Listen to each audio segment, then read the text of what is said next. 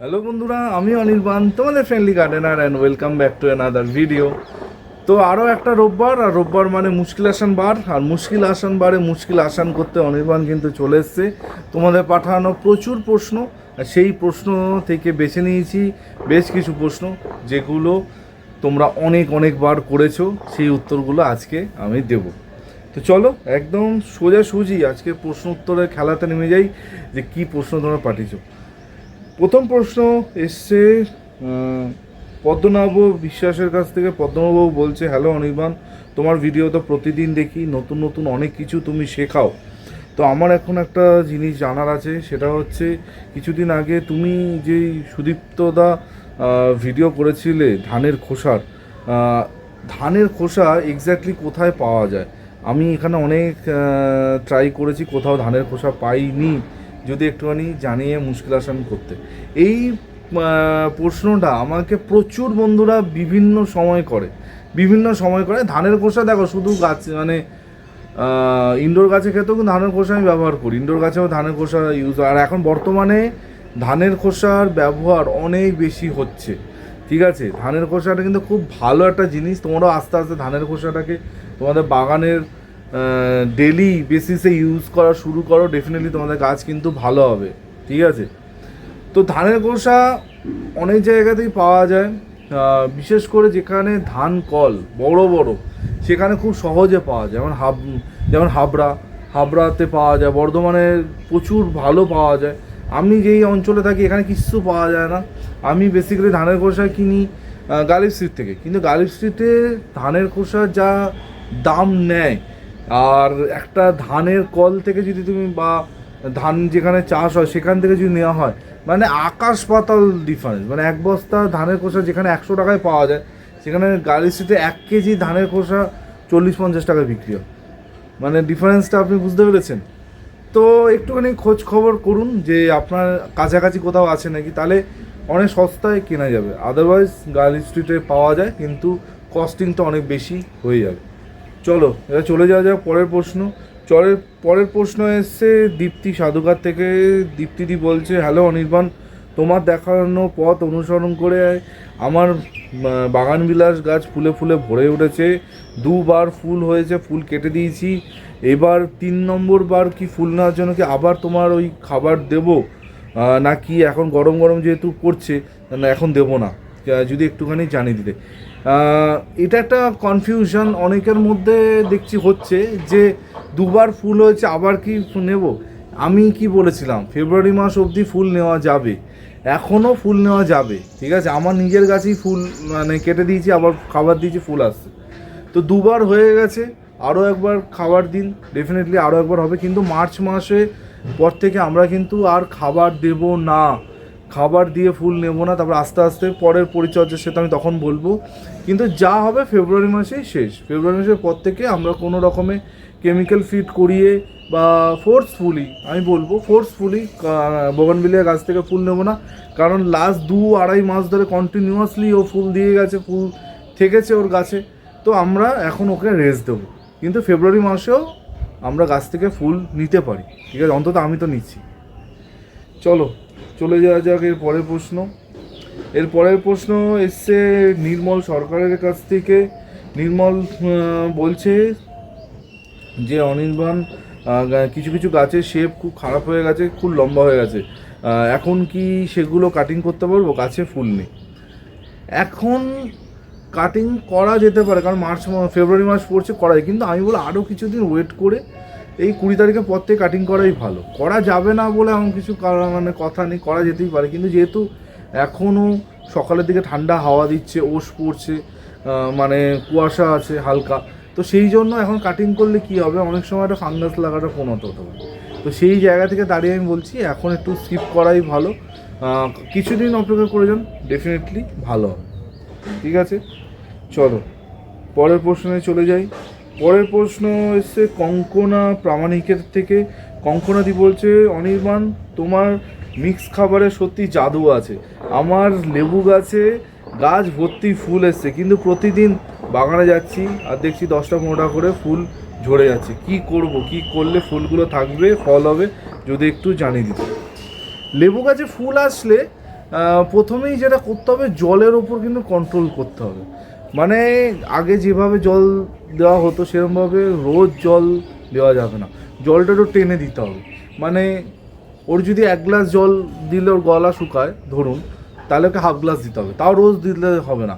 একদম মাটি completely dry হয়ে যাবে, একদম শুকনো হয়ে যাবে, কোনো জলের বিন্দু থাকবে না, তখন কিন্তু জলটা দেবো। অনেকের ফুল ঝরে যাচ্ছে, তার কারণ হচ্ছে তারা অতিরিক্ত জল দিচ্ছে, এইটা বন্ধ করতে হবে। জলটা কন্ট্রোল করতে হবে, ডেফিনেটলি ফুল থাকবে। প্লাস ফুল এসছে, একবার ফাঙ্গিসাইড দেওয়ার দিন 5 পর যে কোনো একটা গ্রোথ রেগুলেটর গাছে স্প্রে করলে গাছের ফুলগুলো অনেক দিন ধরে স্টে করবে, গাছে কিন্তু ফল আসার সম্ভাবনা অনেক বাড়াবে। এখানে একটা কথা বলি, মানে কিছুদিন আগে একটা জিনিস লক্ষ্য করলাম, খুব ভালো লাগছে দেখে, যে যখন কোনো কাজ করে সাফল্য আসে তখন কিন্তু খুব ভালো লাগে। মানে জাস্ট কাজটা করা দরকার, করে দিলাম, হ্যাঁ কাজ আমি করেছি, হ্যাঁ আমি এটা করে দিয়েছি, দেখো আমি করে দিয়েছি, এরকম অনির্বাণ কখনোই চিন্তা করে না। যখন কোনো কাজ করব সেখান থেকে মানে সাফল্য এসছে, 10টা মানুষ উপকৃত হচ্ছে, সেটাই তো আসল কাজ। সেরকমই কিছুদিন আগে একটা ওয়ার্কশপ করেছিলাম, তোমরা জানো, টেরারিয়ামের, হাইলি সাকসেসফুল, আমার কাছে তো সাকসেসফুল হয়েছে। তারপরেও অনেকে অনেক কিছু মানে টিপ্পনি দিচ্ছিল আমাকে, কানে তো সব কথাই আসে, কিন্তু আমি রিয়াকশান করি না, ঠিক আছে বলছো বলো, কোনো চাপ নেই। কিন্তু আমার ভালোটা এই জায়গা থেকে লাগছে যে টেরারিয়াম ওয়ার্কশপে যারা এসছিল, যে দিদিরা, দাদারা, ভাইরা, বোনেরা এসছিল, তারা কিন্তু ওয়ার্কশপটা করে কেউ বসেনি। মানে সবাই কিন্তু কন্টিনিউয়াসলি টেরারিয়াম নিয়ে কাজ করছে, টেরারিয়াম বানাচ্ছে, কন্টিনিউয়াসলি পোস্ট করছে, আমার মানে আপডেট দিচ্ছে যে অনির্বাণ আজকে এটা করলাম, আজকে এটা করলাম, আজকে ওটা করলাম। কারণ আমাদের টেরারিয়ামের গ্রুপ আছে, সেখানে কন্টিনিউয়াসলি দেখছি মানে এটা করছে, ওটা করছে, এখান থেকে মস আনছে, ওখান থেকে ফান আনছে। আর not only that, last week আমি যখন গার্ল স্ট্রিট গেছিলাম, সেখানে এক দিদির সাথে আলাপ, মানে দিদির সাথে আলাপ না, দিদির সাথে দেখা হয়ে যায়, যে দিদি আমাদের ওয়ার্কশপে এসেছিলো। দিদি তো রীতিমতো 2 ব্যাগ ভর্তি টেরারিয়ামে বিভিন্ন রকম মেটেরিয়াল জোগাড় করে বাড়ি যাচ্ছে। মানে খুব ভালো লাগলো দেখে, যে টেরারিয়াম ওয়ার্কশপ যেটা করেছিলাম, মানে বলে না, যে কোনো কাজ তুমি করবে মাথায় একটা ডাউট থাকে যে সবাই ভালো করে শিখেছে তো, বা করে আলটিমেটলি সবার লাভ হয়েছে তো, কিন্তু দেখলাম সবাই এত উৎসাহ, মানে এত রকমভাবে লেগে পড়েছে, মানে সত্যি দারুণ লাগছে। আর কথা দিচ্ছি, এই রকম ওয়ার্কশপ আর বিভিন্ন রকম ওয়ার্কশপ এই বছর তো আসবেই। টেরারিয়াম ওয়ার্কশপ ডেফিনেটলি খুব তাড়াতাড়ি আবার আসবে, কিছুদিনের মধ্যে হবে, ঠিক আছে। খুব ভালো লাগছে যে তোমাদের টেরারিয়ামে ওয়ার্কশপ এত ভালো লেগেছে, এত তোমরা খাটছো দেখে, আর এক একটা টেরারিয়াম যা তৈরি হচ্ছে, মানে মার্ভেলাস। চলো, অনেক টেরারিয়ামের গল্প হলো, এবার চলে যাওয়া যাক প্রশ্ন উত্তর এসছে তরুণ ভট্টাচার্যের কাছ থেকে। তরুণবাবু বলছে, হ্যালো অনির্বাণ, তোমার দেখানো পদ্ধতিতে আমি বেশ কিছু জারবেরা গাছ বসিয়েছি, যেই গাছগুলোতে ফুল এসছে। এখন কথা হচ্ছে, জারবেরা গাছের ফুলগুলো তো অনেক দিন ধরে স্টে করে, কখন ফুলগুলো কাটবো, যদি একটুখানি জানিয়ে দিতে। জারবেরা গাছের ফুল অনেক দিন স্টে করে। আমার হাতের কাছে একটা জারবেরা আছে, একটু দেখাই, এই একটা, এটা কিন্তু টোটালি মানে সিন্ডারের মধ্যে বসানো, ঘেঁষে বসানো আছে। এই ফুলটা মনে হয় মাসখানেক হয়ে গেছে ফুটে আছে। এই ফুলটা নতুন বেরিয়েছে, নিচে কুড়ি আসছে, ঠিক আছে। তো এই যে কালারটা ডিসকালার হয়ে গেছে, আর এটার কালারটা দেখো একদম ব্রাইট।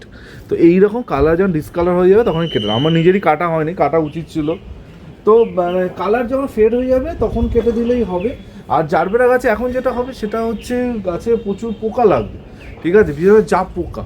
তো সেই জাপ পোকার হাত থেকে কিন্তু গাছগুলোকে বাঁচাতে হবে। রেগুলার বেসিসে গাছে পেস্টিসাইড স্প্রে করতে হবে, তাহলে কিন্তু গাছগুলো ভালো থাকবে। আর গাছে খাবারের যোগান যেন না কমে। আমি সিন্ডারে যেই খাবার বলেছিলাম সেই খাবার কিন্তু রেগুলার বেসিসে দিয়ে যেতে হবে, গাছে কিন্তু আরও ফুল দেবে।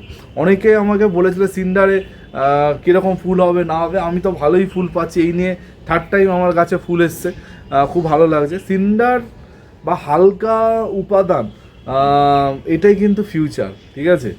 আমার একটা জিনিস তোমাদের এখন দেখাতে ইচ্ছা করছে, কিন্তু একটুখানি কন্ট্রোল করলাম নিজেকে, কারণ আমি একটা নতুন জিনিসের উপর কাজ করছি, পরীক্ষা করছি। আমার সামনে একদম রেজাল্ট আছে, কিন্তু আমি এখন তোমাদের দেখাতে পারবো না, আরও কিছুদিন ওয়েট করছি।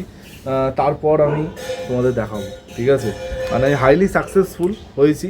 মানে দেখো, অনেকে অনেক কিছু করে, সেগুলো আমার চোখেও পড়ে, ঠিক আছে, বা আমি দেখি, কিন্তু যতক্ষণ না সেখান থেকে নিজে করে সাকসেস পাচ্ছি ততক্ষণ কিন্তু আমি তোমাদের রেকমেন্ড করি না, ঠিক আছে? তো আমি একটা বিশেষ জিনিস বা বিশেষ প্রক্রিয়ার ওপর লাস্ট 3 মাস ধরে কাজ করছি। রেজাল্ট আমার সামনে আছে, আমি স্যাটিসফাই, কিন্তু আরও কিছুদিন দেখছি, দেখে তারপর তোমাদের সামনে রেজাল্ট সমেত নিয়ে আসবো, ঠিক আছে? ডেফিনেটলি তোমাদের কিন্তু অনেক উপকারে লাগবে। তো চলো, কথা বলতে বলতে চলে যাওয়া যাক পরের প্রশ্ন করেছে অমিত চক্রবর্তী যাদবপুর থেকে। তো অমিতবাবু বলছে, হ্যালো অনির্বাণ, তোমার ভিডিও প্রতিদিন দেখছি, আর বিশেষ করে তোমার বোগানভেলিয়ার ভিডিও এত সুন্দর ধরে ধরে বোঝাও যে কি বলবো। আমার তো বেশ কিছু বোগানভেলিয়া আছে, কিন্তু সবই প্রায় দেশি রিপিটেড গাছ। যদি তুমি একটু গ্রাফটিং নিয়ে কিছু করতে, গ্রাফটিং ধরে শেখাতে, তাহলে আমাদের খুব ভালো লাগতো, কারণ একই গাছ অনেকগুলো আমার বাগানে হয়ে গেছে। তো কি করে গ্রাফটিং করা যায় এর ওপর একটা ক্লাস নাও না। ভালো থেকো, এইভাবেই সুন্দর সুন্দর ভিডিও প্রতিদিন দিতে থাকো, আর সবার পাশে থেকো। হ্যাঁ অমিতবাবু, ডেফিনেটলি ইচ্ছা তো আছে গ্রাফটিংয়ের ওপর কিছু একটা ক্লাস করা, একটা ওয়ার্কশপ করা। ফ্র্যাঙ্কলি বলছি, দেখো, আমার তোমাদের কাছে লোকানোর কিছু নেই, কারণ তোমরা আমার এক্সটেন্ডেড ফ্যামিলির কাছে লোকানোর মতো কিছু থাকে না। আমি সত্যি গ্রাফটিং পারি না, আমি গ্রাফটিং শিখছি, আমি নিজের গাছের ওপর গ্রাফটিং ট্রাই করছি, সারভাইভ কিছুদিন করছে, তারপর শুকিয়ে যাচ্ছে, তো এরকম জিনিসপত্র হচ্ছে। তো ডেফিনেটলি আমিও ট্রাই করছি যাতে গ্রাফটিংয়ের ওপর একটা ওয়ার্কশপ, একটা ক্লাস বা ভিডিও যাই হোক সেটা করা চেষ্টা করছি। যাদের সাথে কথা হচ্ছে, ফাইনাল হলে ডেফিনেটলি হবে, ঠিক আছে? আর আমি যখন ট্রাই করছি, তোমরাও পারবে, 100% পারবে। বেশ কিছু শীতের ফুল কেন্দ্রিক প্রশ্ন এসেছে, যেগুলো উত্তর আমি দিচ্ছি না, কারণ গত পরশু দিন শীতের ফুল কি করে বেশি দিন ধরে রাখতে হবে তার উপর একটা ডিটেল ভিডিও করেছি। যারা দেখোনি অবশ্যই পরশু দিনের ভিডিওটা দেখে নাও, ওখানে কিন্তু যাবতীয় আলোচনা করেছি। চলো পরের প্রশ্নে চলে যাই। এর পরের প্রশ্ন এসছে নীলাভ সাহার থেকে। নীলাভ বলছে, অনির্বাণ দা, তোমার কাছে একটা প্রশ্ন ছিল, সেটা হচ্ছে অর্কিড গাছের ভিডিও তো তুমি অনেক করেছো, অর্কিড আবার কবে থেকে কেনা যাবে? যদি একটুখানি মনোজিৎদার কাছ থেকে জেনে জানাতে। আমার অর্কিড বেশ অনেকগুলো হয়ে গেছে, মনোজিৎদার কাছ থেকেও 1-2বার গাছ নিয়েছি, আরও বেশ কিছু গাছ আমার নেওয়ার ইচ্ছা আছে, কিন্তু কবে থেকে গাছ নিতে পারবো সেটা এক্স্যাক্ট আমি স্কিপ করে গেছি তোমার ভিডিওতে, যদি একটু জানিয়ে দিতে। আর আমার মার একটা প্রশ্ন আছে, হ্যাঁ ডেফিনেটলি বলো, গ্ল্যাডিওলাসের বাল্ব কবে সংরক্ষণ করব বা কবে ওটাকে তুলে রাখবো, যদি একটুখানি জানি। ভালো থেকো, আর এইভাবেই সবার সাথে থেকো। হ্যাঁ ডেফিনেটলি ভালো তো থাকতেই হবে, তোমরা পাশে আছো, এমনিই ভালো থাকবো। অর্কিডের ব্যাপারে বলি, মানে এটা সম্পূর্ণ মানে মনোজিদার থেকেই শেখা, যে যদি ম্যাচিওর অর্কিড কেনো তাহলে ওটা কিন্তু যখন খুশি কেনা যায়। হ্যাঁ, সিডলিংসের ক্ষেত্রে একটুখানি গরম গরম পড়লে কেনাই ভালো, ঠিক আছে? কিন্তু তুমি বলছো তুমি অনেক দিন ধরে যেহেতু বাগান করছো, তো বাগান সম্বন্ধে তোমার আইডিয়া আছে, মানে অর্কিড সম্বন্ধে আইডিয়া আছে, তো তুমি এখন কিনতেই পারো, কোনো অসুবিধা নেই। কিন্তু যদি একদম রিস্ক ফ্রিভাবে কিনতে চাও, আমি বলবো ফেব্রুয়ারির 14 তারিখের পর অর্কিড কেনো, ভালো হবে।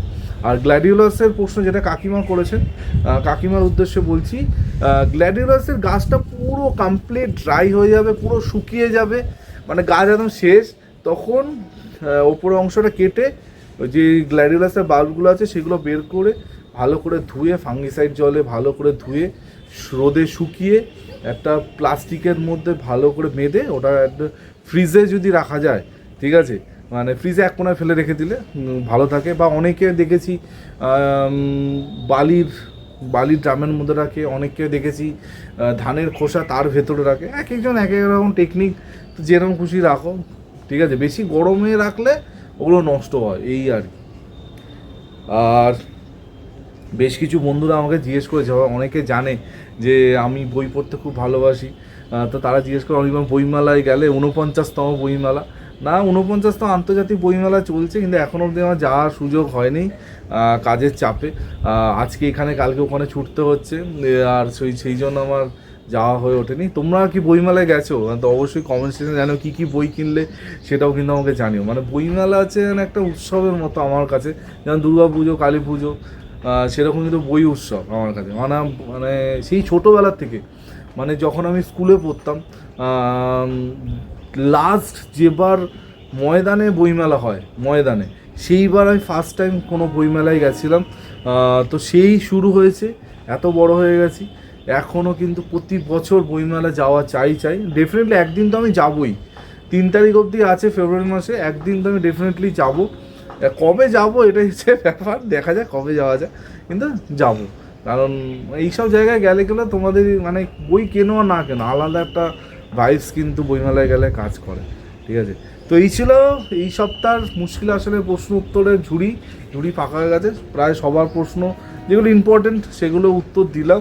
আরও প্রচুর প্রশ্ন আসে, সেগুলো আমি সবসময় বলি আমার ভিডিও রেগুলার বেসিসে ফলো করো, সেখানে কিন্তু সব উত্তর দেওয়া থাকে। ঠিক আছে, তো এই বলে আজকে ভিডিওটা এখানেই এন্ড করছি। কালকে ঠিক সকাল 11টায় অনির্বাণ আবার চলে আসবে একটা নতুন ভিডিওর সাথে। টিল দেন সবাই ভালো থেকো আর সুস্থ থেকো, ততক্ষণের জন্য বাই বাই।